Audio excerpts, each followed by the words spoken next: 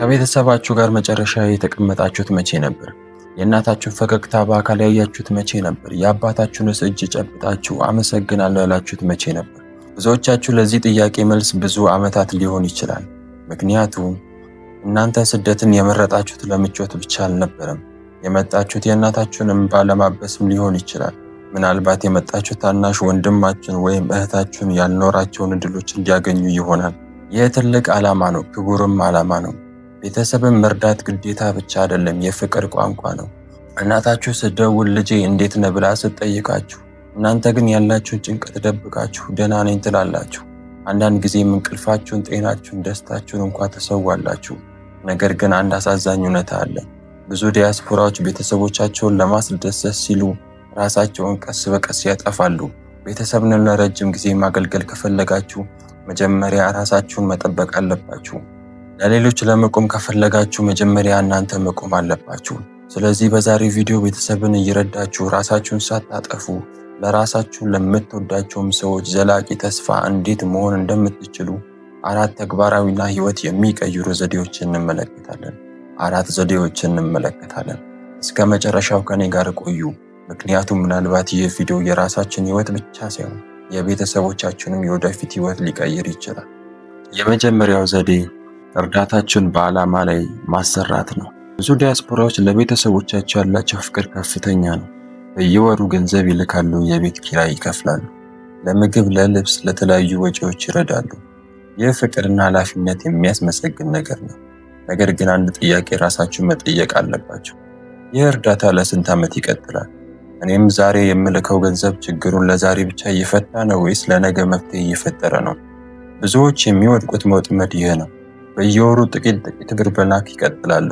ቤተሰብም ቀስ በቀስ በዚህ ገንዘብ ላይ ይተማመናል። በመጨረሻም እንደ ወራዊ ደሞዝ ተከፋይ ይቆጠራል። ይህ ግን ለእናንተም ቢሆን ለቤተሰብም ጤናማ መንገድ አይደለም። ምክንያቱም ሁል ጊዜ መላክ አትችሉ።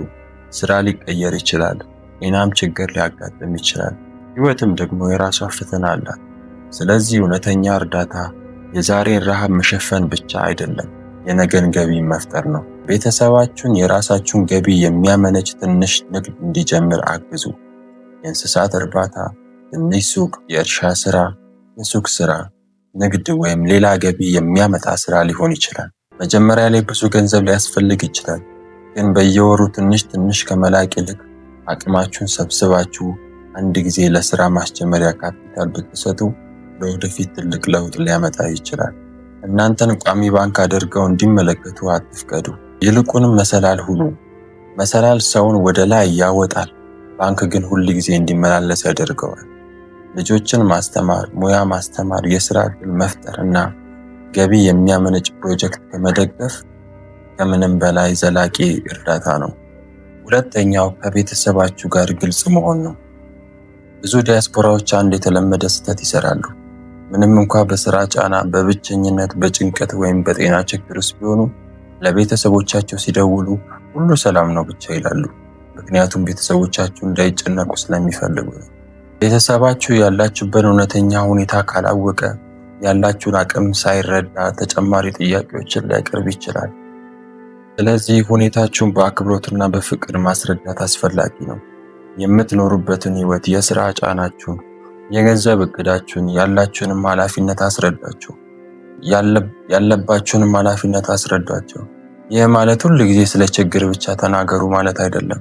ነገር ግን እውነታውን አትደብቁ።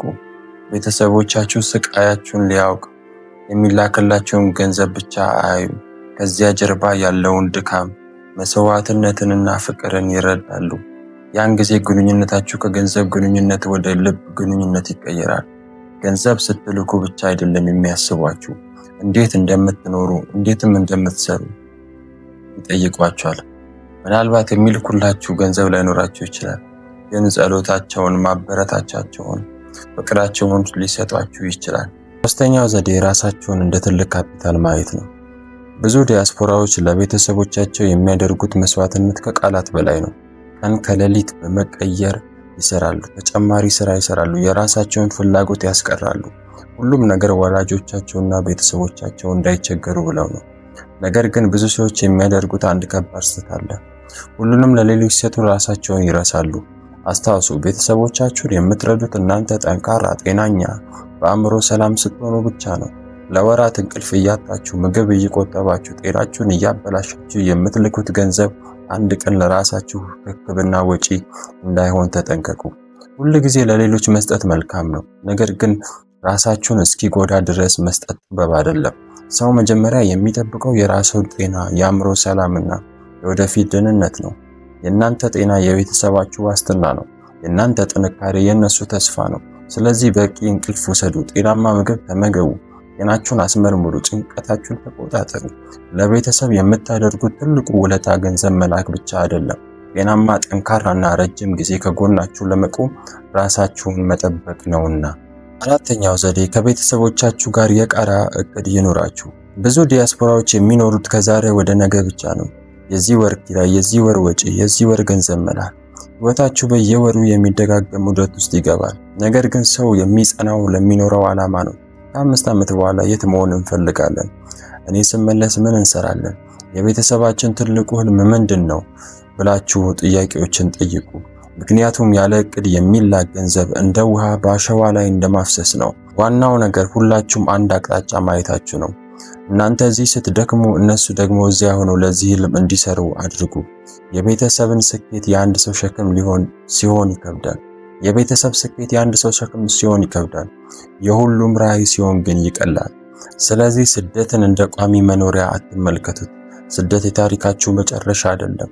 ዛሬ በእንባ የምትዘሩት ዘር ነገ በደስታ የምታጭዱት መከር እንዲሆን ከቤተሰባችሁ ጋር ራዕይ ገንቡ፣ እቅድ አውጡ፣ በአንድ ልብ ተገዙ። ስለዚህ ወንድሞቼና እህቶቼ ዛሬ ያሳዩአችሁ 4 ዘዴዎች እነዛ ናቸው። ለቤተሰቦቻችሁ ብርሃን የሆናችሁ ውድ ወገኖቼ፣ ፈጣሪ ጉልበትን፣ ጥበብንና በረከቱን ይስጣችሁ። የምታደርጉትን መስዋዕትነት ሰዎች ባያዩትም እግዚአብሔር ያየዋል። ዛሬ በእንባና በድካም የምትዘሩ ዘር ነገ በደስታ በበረከት እንድታጭዱ እመኛለሁ። አስታውሱ፣ ቤተሰብን መርዳት ትልቅ ነገር ነው። ነገር ግን ራሳችሁን መጠበቅ እንዲሁ ትልቅ ነገር ነው። ይህ መልእክት ልባችሁን ከነካው፣ ለሕይወታችሁ በረከት እንደሆነ ከተማመናችሁ አሜን ይሁንልኝ ብላችሁ በኮሜንት ጻፉ። እንዲሁም ይህም መልእክት ሊጠቅመው የሚችል ስደተኛ ወዳጅ ወንድም ወይም እህት ካላችሁ ሼር አድርጉለት። እግዚአብሔር ይባርካችሁ። በርቱ፣ ተስፋ አትቁረጡ። የተሻለ ቀን እየመጣ ነው።